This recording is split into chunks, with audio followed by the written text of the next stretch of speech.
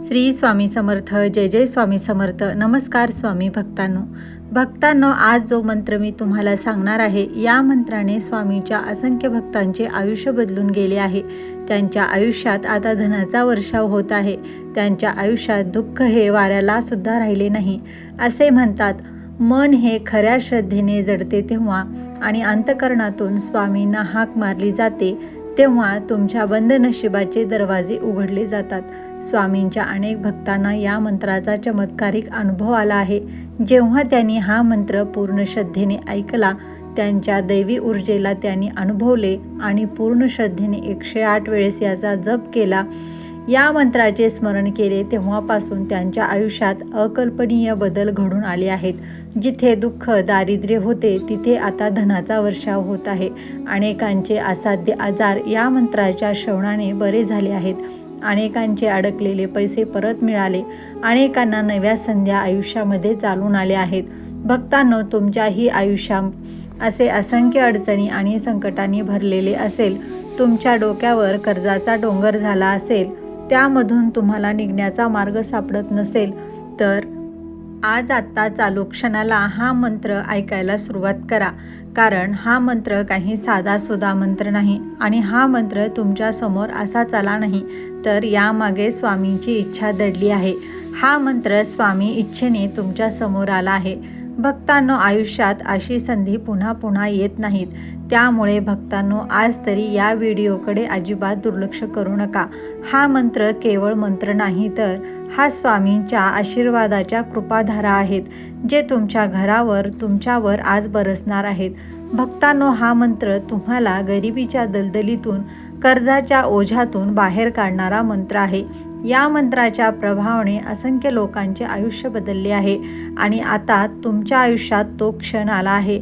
हा व्हिडिओ तुमच्या अहोभाग्याने तुमच्या समोर आला आहे. हा मंत्र तोच आहे ज्याची तुम्ही युगानयुगे वाट पाहिली आहेत. या मंत्राचा चमत्कार आणि अनुभव स्वतः अनुभवल्याशिवाय येणार नाही. तुम्ही जर स्वामीच्या या चमत्कारासाठी तयार असाल तर होय स्वामी असे टाईप करा व स्वामीवर मनापासून विश्वास असेल तर कमेंटमध्ये अशक्य ही शक्य करतील स्वामी असे टाईप करून व्हिडिओ आवडल्यास व्हिडिओला लाईक करा. भक्तांनो, तुम्हाला जर स्वामीचे चमत्कारिक आणि अद्भुत मंत्राबद्दल जाणून घ्यायचे असेल तर आमच्या चॅनलला सबस्क्राईब करा व बाजूच्या घंटीला ऑल करा, ज्यामुळे मी टाकलेला असाच व्हिडिओ तुमच्यापर्यंत लगेच पोहोचेल. चला तर मग भक्तांनो, तो चमत्कारिक मंत्र कोणता आहे ते जाणून घेऊयात. ओम श्री दत्तरूपाय स्वामी समर्थाय धनप्रदाय नमः. ओम श्री दत्तरूपाय स्वामी समर्थाय धनप्रदाय नमः. ओम श्री दत्तरूपाय स्वामी समर्थाय धनप्रदाय नमः. ओम श्री दत्तरूपाय स्वामी समर्थाय धनप्रदाय नमः. ओम श्री दत्तरूपाय स्वामी समर्थाय धनप्रदाय नमः. ओम श्री दत्तरूपाय स्वामी समर्थाय धनप्रदाय नमः. ओम श्री दत्तरूपाय स्वामी समर्थाय धनप्रदाय नमः. ओम श्री दत्तरूपाय स्वामी समर्थाय धनप्रदाय नमः. ओम श्री दत्तरूपाय स्वामी समर्थाय धनप्रदाय नमः. ओम श्री दत्तरूपाय स्वामी समर्थाय धनप्रदाय नमः. ओम श्री दत्तरूपाय स्वामी समर्थाय धनप्रदाय नमः. ओम श्री दत्तरूपाय स्वामी समर्थाय धनप्रदाय नमः. ओम श्री दत्तरूपाय स्वामी समर्थाय धनप्रदाय नमः. ओम श्री दत्तरूपाय स्वामी समर्थाय धनप्रदाय नमः. ओम श्री दत्तरूपाय स्वामी समर्थाय धनप्रदाय नमः. ओम श्री दत्तरूपाय स्वामी समर्थाय धनप्रदाय नमः. ओम श्री दत्तरूपाय स्वामी समर्थाय धनप्रदाय नमः. ओम श्री दत्तरूपाय स्वामी समर्थाय धनप्रदाय नमः. ओम श्री दत्तरूपाय स्वामी समर्थाय धनप्रदाय नमः. ओम श्री दत्तरूपाय स्वामी समर्थाय धनप्रदाय नमः. ओम श्री दत्तरूपाय स्वामी समर्थाय धनप्रदाये नमः। ओम श्री दत्तरूपाय स्वामी समर्थाय धनप्रदाये नमः। ओम श्री दत्तरूपाय स्वामी समर्थाय धनप्रदाये नमः। ओम श्री दत्तरूपाय स्वामी समर्थाय धनप्रदाये नमः। ओम श्री दत्तरूपाय स्वामी समर्थाय धनप्रदाये नमः। ओम श्री दत्तरूपाय स्वामी समर्थाय धनप्रदाये नमः। ओम श्री दत्तरूपाय स्वामी समर्थाय धनप्रदाये नमः। ओम श्री दत्तरूपाय स्वामी समर्थाय धनप्रदाये नमः। ओम श्री दत्तरूपाय स्वामी समर्थाय धनप्रदाये नमः। ओम श्री दत्तरूपाय स्वामी समर्थाय धनप्रदाये नमः। ओम श्री दत्तरूपाय स्वामी समर्थाय धनप्रदाये नमः। ओम श्री दत्तरूपाय स्वामी समर्थाय धनप्रदाये नमः। ओम श्री दत्तरूपाय स्वामी समर्थाय धनप्रदाये नमः।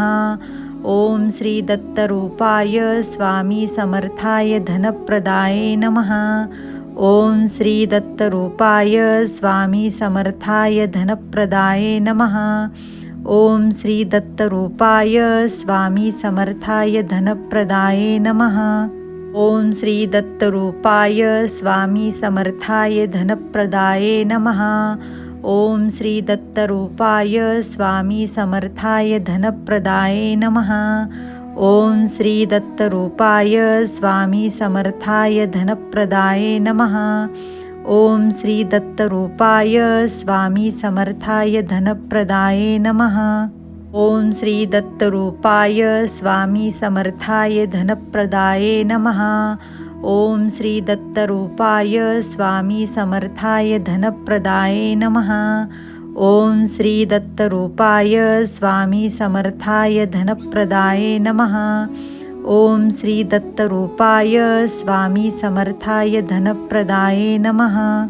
ओम श्री दत्तरूपाय स्वामी समर्थाय धनप्रदाये नमः। ओम श्री दत्तरूपाय स्वामी समर्थाय धनप्रदाये नमः। ओम श्री दत्तरूपाय स्वामी समर्थाय धनप्रदाये नमः।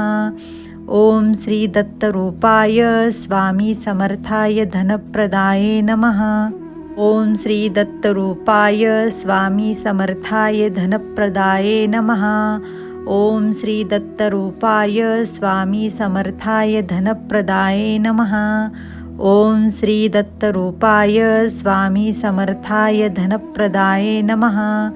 ओम श्री दत्तरूपाय स्वामी समर्थाय धनप्रदाये नमः।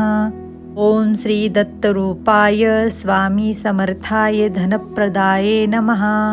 ओम श्री दत्तरूपाय स्वामी समर्थाय धनप्रदाये नमः। ओम श्री दत्तरूपाय स्वामी समर्थाय धनप्रदाये नमः। ओम श्री दत्तरूपाय स्वामी समर्थाय धनप्रदाये नमः। ओम श्री दत्तरूपाय स्वामी समर्थाय धनप्रदाये नमः। ओम श्री दत्तरूपाय स्वामी समर्थाय धनप्रदाये नमः। ओम श्री दत्तरूपाय स्वामी समर्थाय धनप्रदाये नमः। ओम श्री दत्तरूपाय स्वामी समर्थाय धनप्रदाये नमः। ओम श्री दत्तरूपाय स्वामी समर्थाय धनप्रदाये नमः।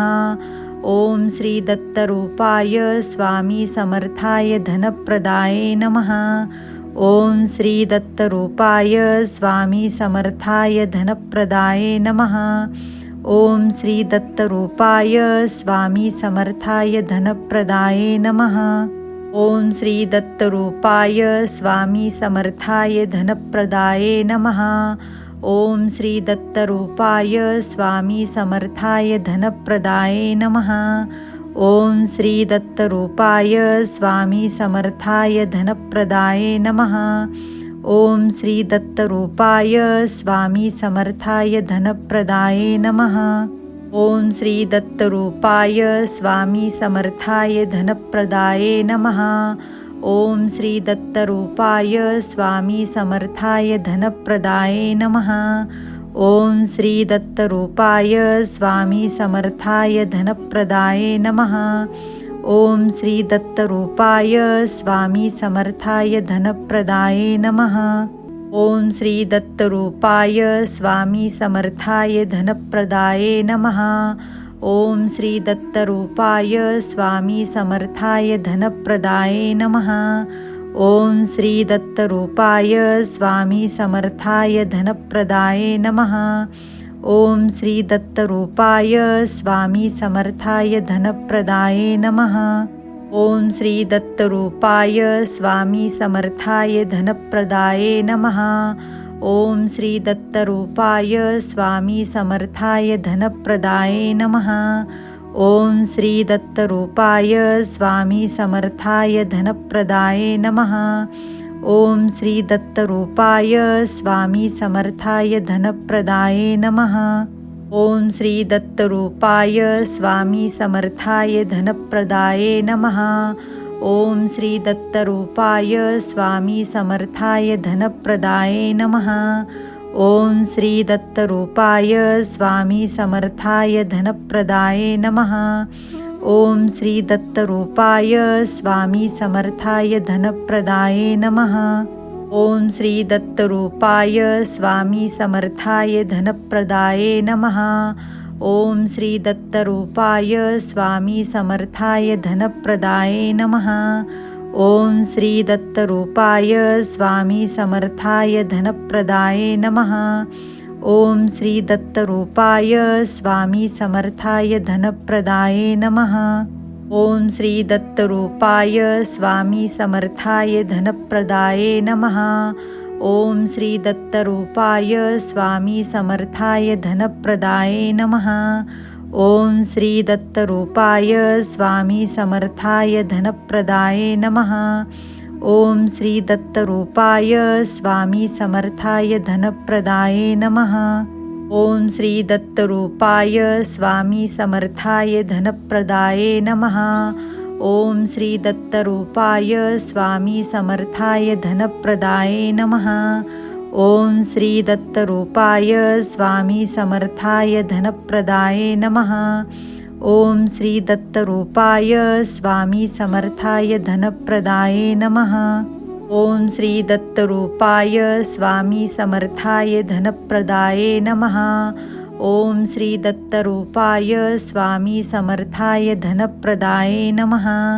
ओम श्री दत्तरूपाय स्वामी समर्थाय धनप्रदाये नमः। ओम श्री दत्तरूपाय स्वामी समर्थाय धनप्रदाये नमः। ओम श्री दत्तरूपाय स्वामी समर्थाय धनप्रदाये नमः। ओम श्री दत्तरूपाय स्वामी समर्थाय धनप्रदाये नमः। ओम श्री दत्तरूपाय स्वामी समर्थाय धनप्रदाये नमः। ओम श्री दत्तरूपाय स्वामी समर्थाय धनप्रदाये नमः।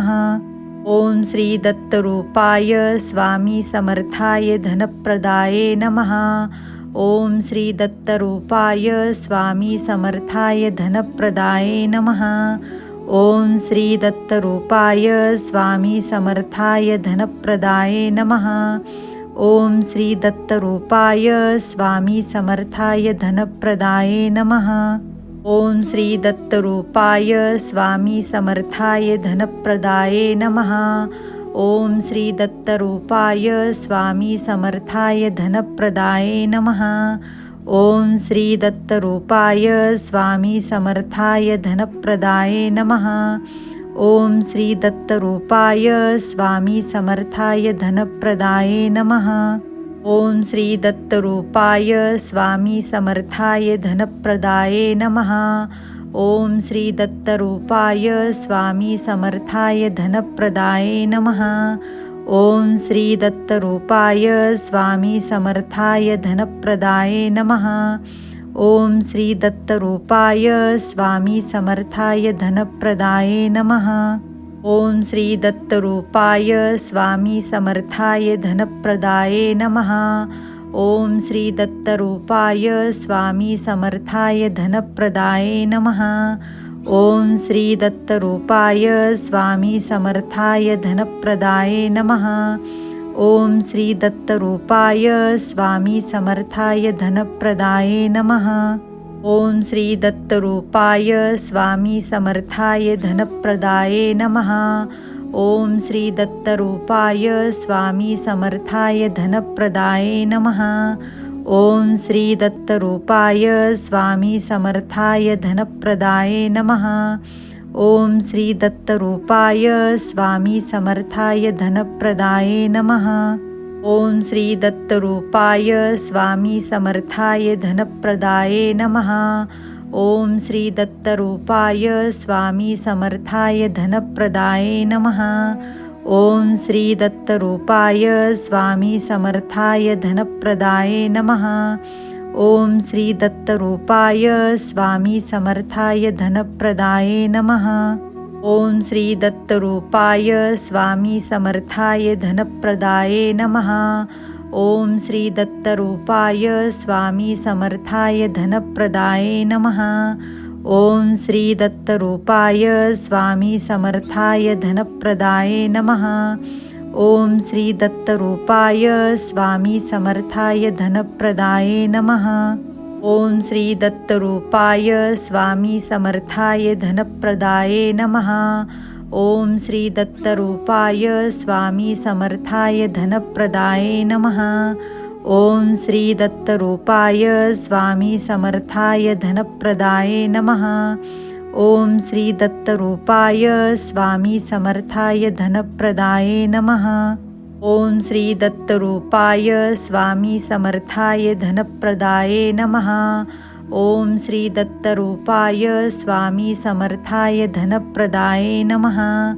ओम श्री दत्तरूपाय स्वामी समर्थाय धनप्रदाये नमः। ओम श्री दत्तरूपाय स्वामी समर्थाय धनप्रदाये नमः। ओम श्री दत्तरूपाय स्वामी समर्थाय धनप्रदाये नमः। ओम श्री दत्तरूपाय स्वामी समर्थाय धनप्रदाये नमः।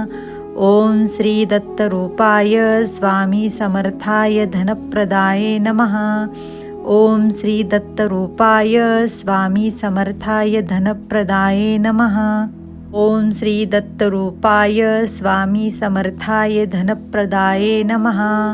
ओम श्री दत्तरूपाय स्वामी समर्थाय धनप्रदाये नमः। ओम श्री दत्तरूपाय स्वामी समर्थाय धनप्रदाये नमः। ओम श्री दत्तरूपाय स्वामी समर्थाय धनप्रदाये नमः। ओम श्री दत्तरूपाय स्वामी समर्थाय धनप्रदाये नमः।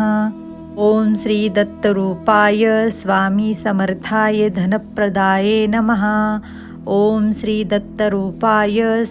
समर्थाय धनप्रदाये नमः।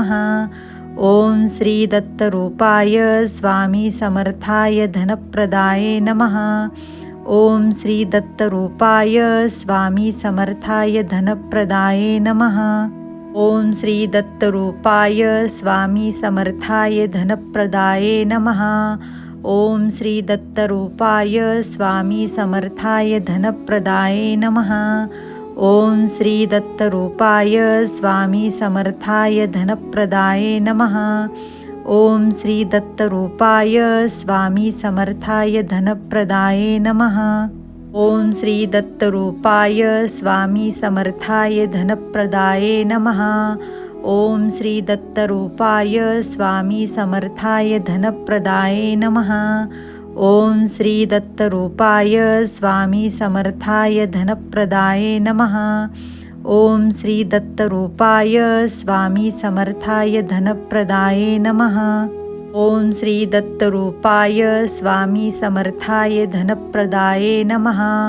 ओम श्री दत्तरूपाय स्वामी समर्थाय धनप्रदाये नमः। ओम श्री दत्तरूपाय स्वामी समर्थाय धनप्रदाये नमः। ओम श्री दत्तरूपाय स्वामी समर्थाय धनप्रदाये नमः। ओम श्री दत्तरूपाय स्वामी समर्थाय धनप्रदाये नमः। ओम श्री दत्तरूपाय स्वामी समर्थाय धनप्रदाये नमः। ओम श्री दत्तरूपाय स्वामी समर्थाय धनप्रदाये नमः। ओम श्री दत्तरूपाय स्वामी समर्थाय धनप्रदाये नमः। ओम श्री दत्तरूपाय स्वामी समर्थाय धनप्रदाये नमः। ओम श्री दत्तरूपाय स्वामी समर्थाय धनप्रदाये नमः। ओम श्री दत्तरूपाय स्वामी समर्थाय धनप्रदाये नमः। ओम श्री दत्तरूपाय स्वामी समर्थाय धनप्रदाये नमः। ओम श्री दत्तरूपाय स्वामी समर्थाय धनप्रदाये नमः। ओम श्री दत्तरूपाय स्वामी समर्थाय धनप्रदाये नमः। ओम श्री दत्तरूपाय स्वामी समर्थाय धनप्रदाये नमः। ओम श्री दत्तरूपाय स्वामी समर्थाय धनप्रदाये नमः। ओम श्री दत्तरूपाय स्वामी समर्थाय धनप्रदाये नमः। ओम श्री दत्तरूपाय स्वामी समर्थाय धनप्रदाये नमः। ओम श्री दत्तरूपाय स्वामी समर्थाय धनप्रदाये नमः। ओम श्री दत्तरूपाय स्वामी समर्थाय धनप्रदाये नमः।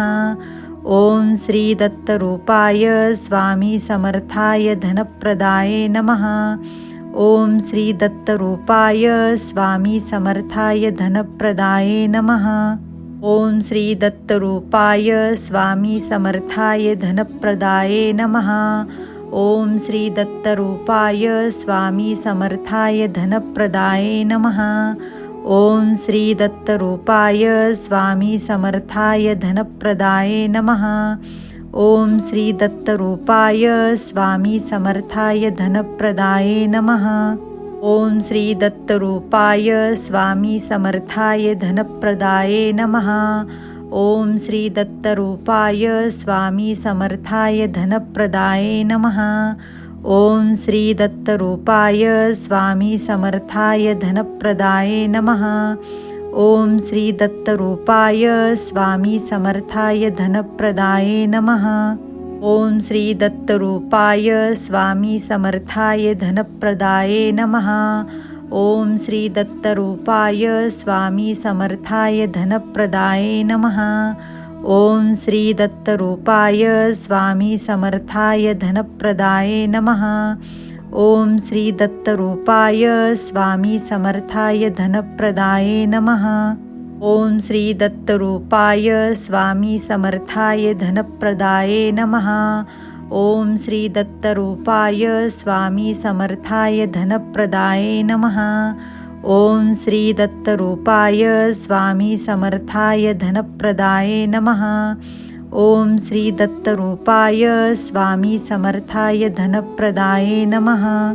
ओम श्री दत्तरूपाय स्वामी समर्थाय धनप्रदाये नमः।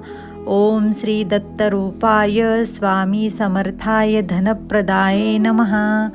ओम श्री दत्तरूपाय स्वामी समर्थाय धनप्रदाये नमः। ओम श्री दत्तरूपाय स्वामी समर्थाय धनप्रदाये नमः। ओम श्री दत्तरूपाय स्वामी समर्थाय धनप्रदाये नमः। ओम श्री दत्तरूपाय स्वामी समर्थाय धनप्रदाये नमः। ओम श्री दत्तरूपाय स्वामी समर्थाय धनप्रदाये नमः। ओम श्री दत्तरूपाय स्वामी समर्थाय धनप्रदाये नमः। ओम श्री दत्तरूपाय स्वामी समर्थाय धनप्रदाये नमः। ओम श्री दत्तरूपाय स्वामी समर्थाय धनप्रदाये नमः। ओम श्री दत्तरूपाय स्वामी समर्थाय धनप्रदाये नमः। ओम श्री दत्तरूपाय स्वामी समर्थाय धनप्रदाये नमः। ओम श्री दत्तरूपाय स्वामी समर्थाय धनप्रदाये नमः।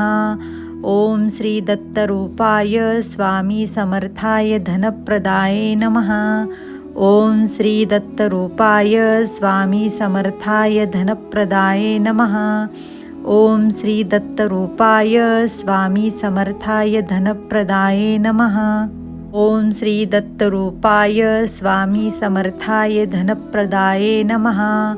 ओम श्री दत्तरूपाय स्वामी समर्थाय धनप्रदाय नमः।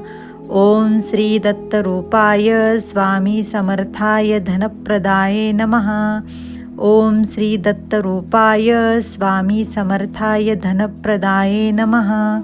ओम श्री दत्तरूपाय स्वामी समर्थाय धनप्रदाय नमः।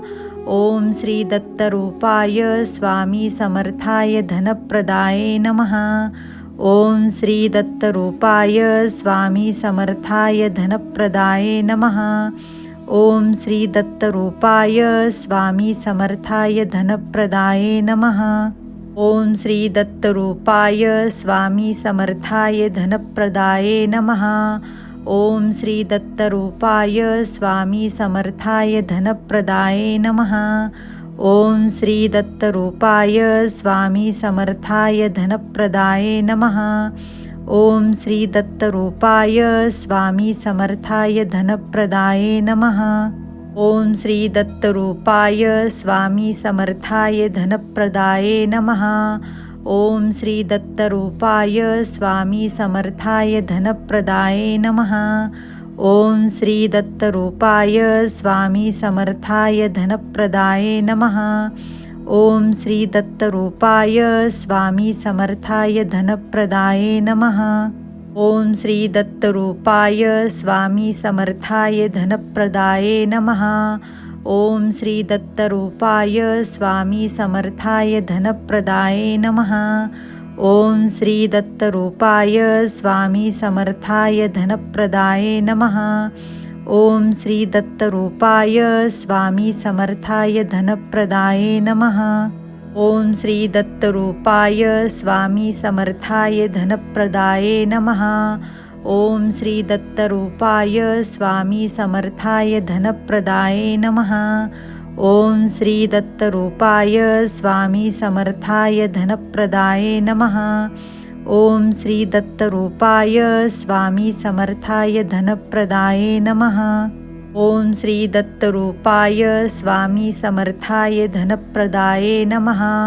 ओम श्री दत्तरूपाय स्वामी समर्थाय धनप्रदाय नमः।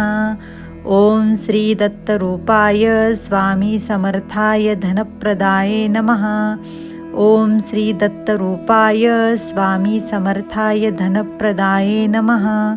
ओम श्री दत्तरूपाय स्वामी समर्थाय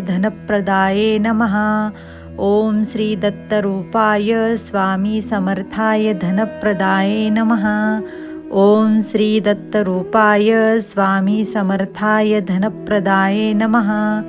ओम श्री दत्तरूपाय स्वामी समर्थाय धनप्रदाय नमः। ओम श्री दत्तरूपाय स्वामी समर्थाय धनप्रदाय नमः।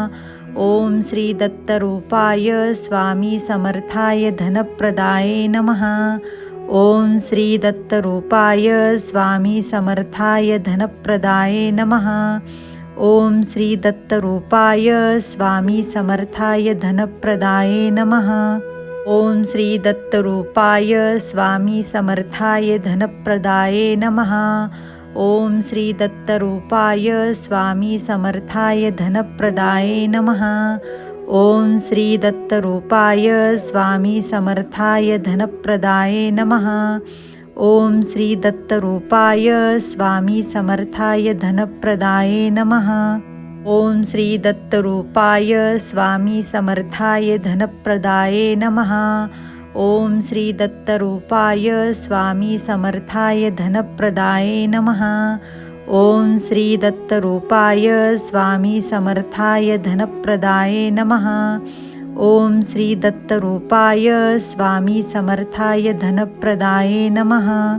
ओम श्री दत्तरूपाय स्वामी समर्थाय धनप्रदाय नमः। ओम श्री दत्तरूपाय स्वामी समर्थाय धनप्रदाय नमः।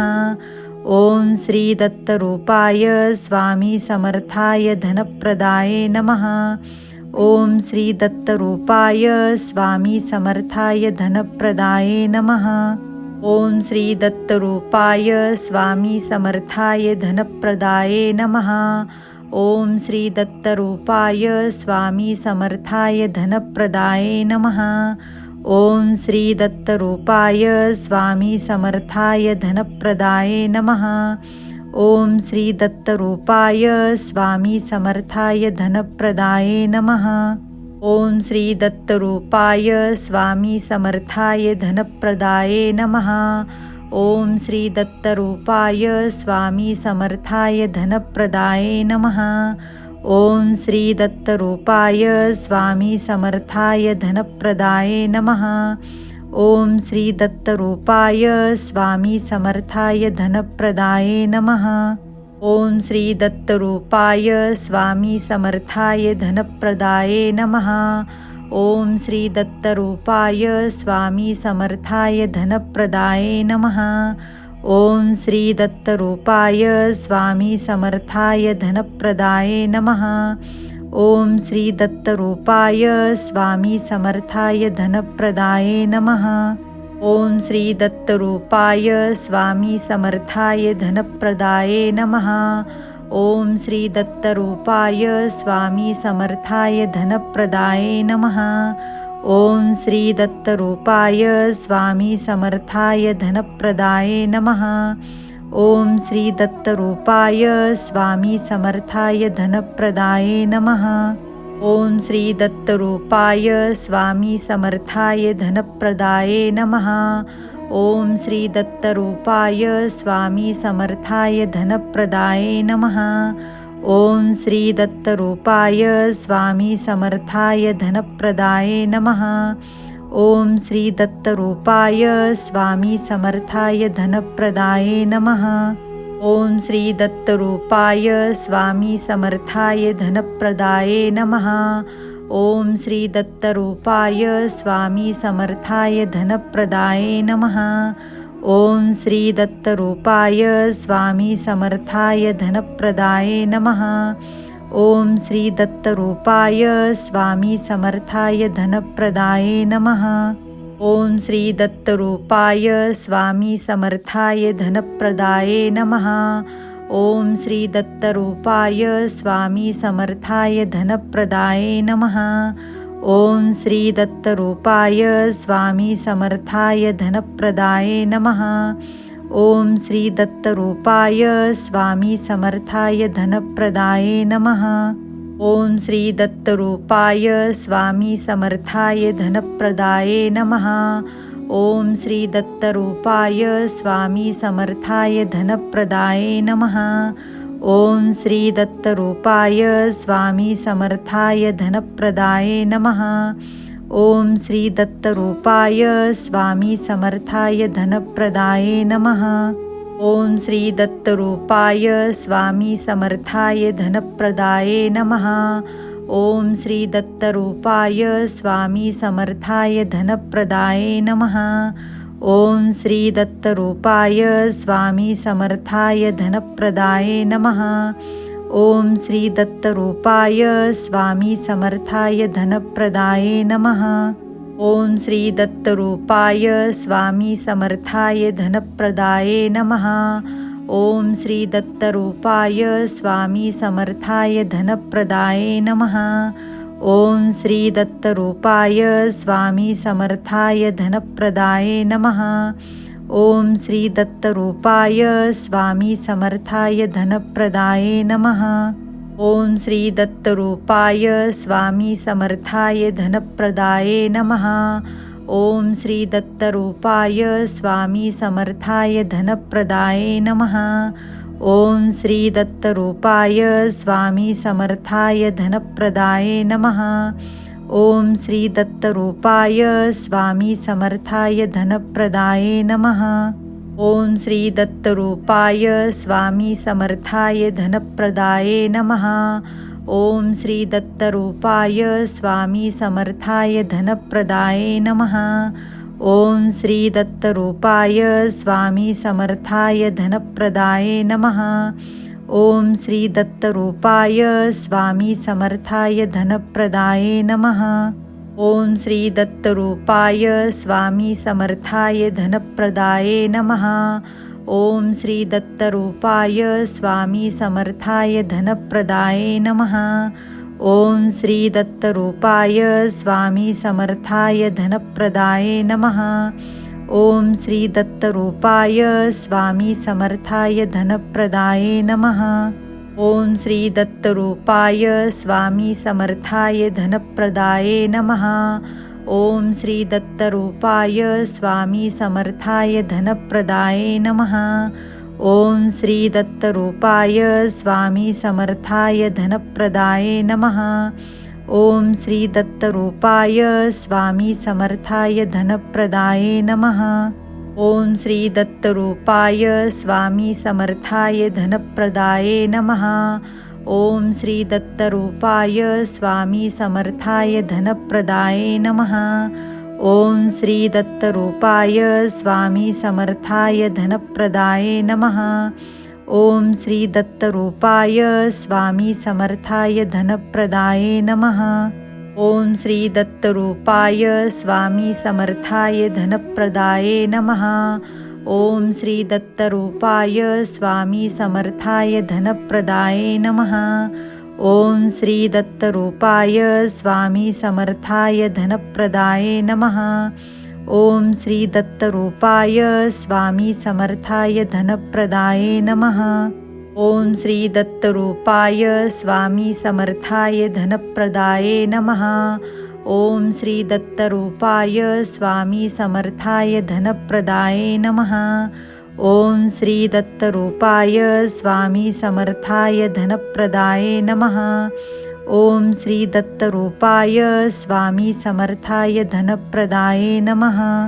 ओम श्री दत्तरूपाय स्वामी समर्थाय धनप्रदाये नमः।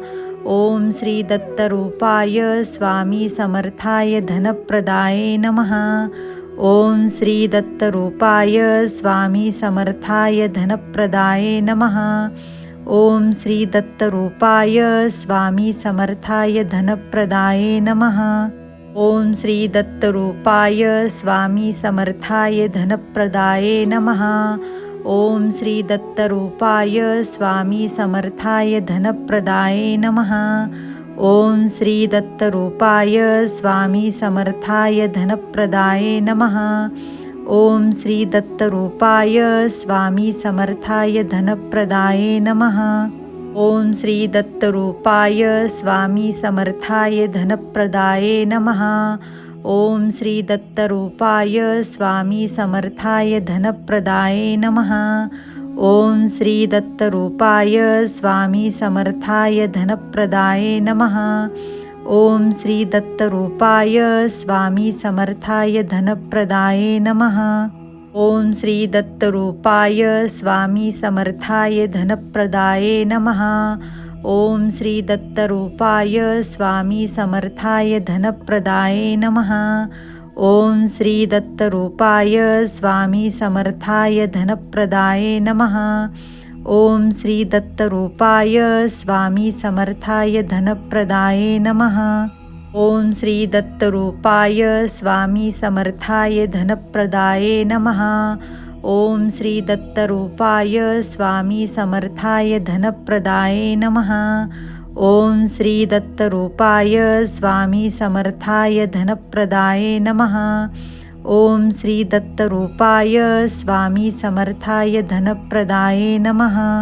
ओम श्री दत्तरूपाय स्वामी समर्थाय धनप्रदाये नमः। ओम श्री दत्तरूपाय स्वामी समर्थाय धनप्रदाये नमः। ओम श्री दत्तरूपाय स्वामी समर्थाय धनप्रदाये नमः। ओम श्री दत्तरूपाय स्वामी समर्थाय धनप्रदाये नमः। ओम श्री दत्तरूपाय स्वामी समर्थाय धनप्रदाये नमः। ओम श्री दत्तरूपाय स्वामी समर्थाय धनप्रदाये नमः। ओम श्री दत्तरूपाय स्वामी समर्थाय धनप्रदाये नमः। ओम श्री दत्तरूपाय स्वामी समर्थाय धनप्रदाये नमः। ओम श्री दत्तरूपाय स्वामी समर्थाय धनप्रदाये नमः। ओम श्री दत्तरूपाय स्वामी समर्थाय धनप्रदाये नमः। ओम श्री दत्तरूपाय स्वामी समर्थाय धनप्रदाये नमः। ओम श्री दत्तरूपाय स्वामी समर्थाय धनप्रदाये नमः। ओम श्री दत्तरूपाय स्वामी समर्थाय धनप्रदाये नमः। ओम श्री दत्तरूपाय स्वामी समर्थाय धनप्रदाये नमः। ओम श्री दत्तरूपाय स्वामी समर्थाय धनप्रदाये नमः। ओम श्री दत्तरूपाय स्वामी समर्थाय धनप्रदाये नमः। ओम श्री दत्तरूपाय स्वामी समर्थाय धनप्रदाये नमः। ओम श्री दत्तरूपाय स्वामी समर्थाय धनप्रदाये नमः। ओम श्री दत्तरूपाय स्वामी समर्थाय धनप्रदाये नमः। ओम श्री दत्तरूपाय स्वामी समर्थाय धनप्रदाये नमः। ओम श्री दत्तरूपाय स्वामी समर्थाय धनप्रदाये नमः। ओम श्री दत्तरूपाय स्वामी समर्थाय धनप्रदाये नमः। ओम श्री दत्तरूपाय स्वामी समर्थाय धनप्रदाये नमः। ओम श्री दत्तरूपाय स्वामी समर्थाय धनप्रदाये नमः। ओम श्री दत्तरूपाय स्वामी समर्थाय धनप्रदाये नमः। ओम श्री दत्तरूपाय स्वामी समर्थाय धनप्रदाये नमः। ओम श्री दत्तरूपाय स्वामी समर्थाय धनप्रदाये नमः। ओम श्री दत्तरूपाय स्वामी समर्थाय धनप्रदाये नमः। ओम श्री दत्तरूपाय स्वामी समर्थाय धनप्रदाये नमः। ओम श्री दत्तरूपाय स्वामी समर्थाय धनप्रदाये नमः। ओम श्री दत्तरूपाय स्वामी समर्थाय धनप्रदाये नमः। ओम श्री दत्तरूपाय स्वामी समर्थाय धनप्रदाये नमः। ओम श्री दत्तरूपाय स्वामी समर्थाय धनप्रदाये नमः। ओम श्री दत्तरूपाय स्वामी समर्थाय धनप्रदाये नमः। ओम श्री दत्तरूपाय स्वामी समर्थाय धनप्रदाये नमः। ओम श्री दत्तरूपाय स्वामी समर्थाय धनप्रदाये नमः।